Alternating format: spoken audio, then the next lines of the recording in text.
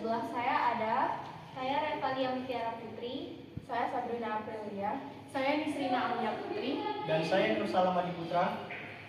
Kami di sini akan menjelaskan laporan Praktikum Fisika Dasar mengenai pengukuran dasar mekanis. Pertama-tama, saya akan membacakan tentang abstrak.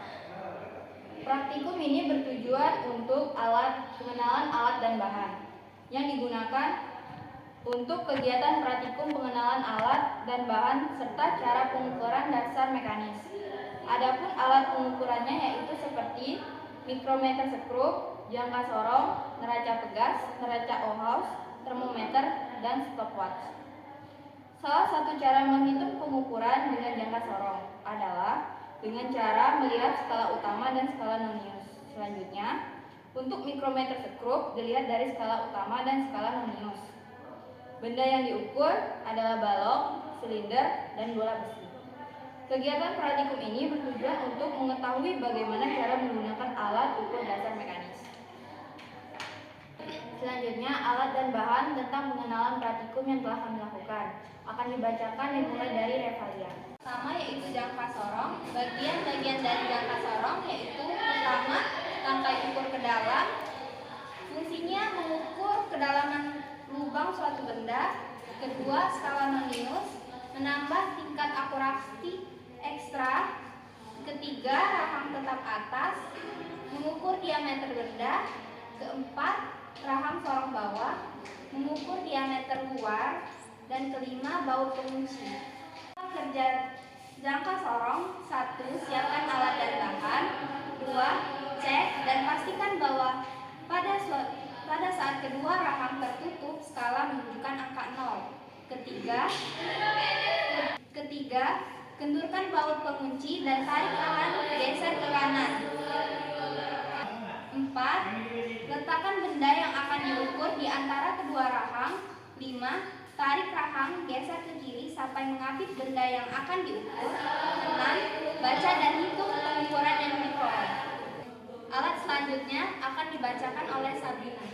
Selanjutnya, langkah kerja neraca Ohaus yaitu 1. Letakkan benda yang akan diukur masanya di atas tempat beban. 2. Geser pemberat mulai dari pemberat pada lengan neraca yang memiliki skala terbesar sampai garis kesetimbangan tercapai.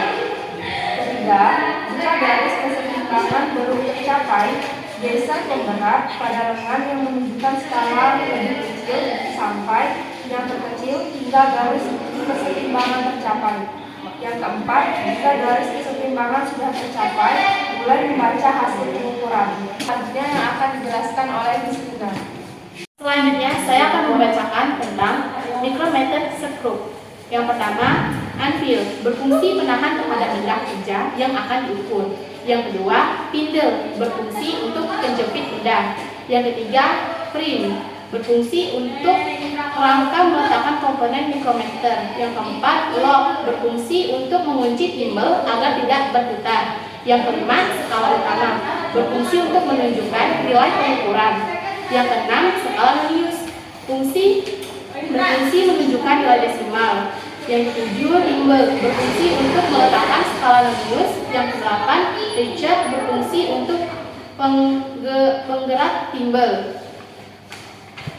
Selanjutnya, langkah kerja mengenai mikrometer skrup. Yang pertama, objek yang ingin diputar diletakkan menempel dengan bagian poros tetap. Yang kedua, bagian timbel diputar hingga objek terjepit oleh poros tetap dan poros geser. Yang ketiga, bagian Richard dapat diputar untuk menghasilkan perhitungan yang lebih presisi dengan menggerakkan poros geser secara perlahan. Yang keempat, setelah yakin bahwa objek benar-benar terjepit di antara kedua poros, hasil pengukuran dapat dibaca skala utama dan skala nonius. Selanjutnya akan dibacakan oleh Nur Salam Adi Putra. Di sini saya akan menjelaskan tentang alat berikutnya tentang stopwatch.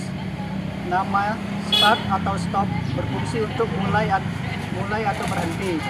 Lalu yang kedua, jarum petunjuk, yaitu berfungsi untuk penunjuk waktu.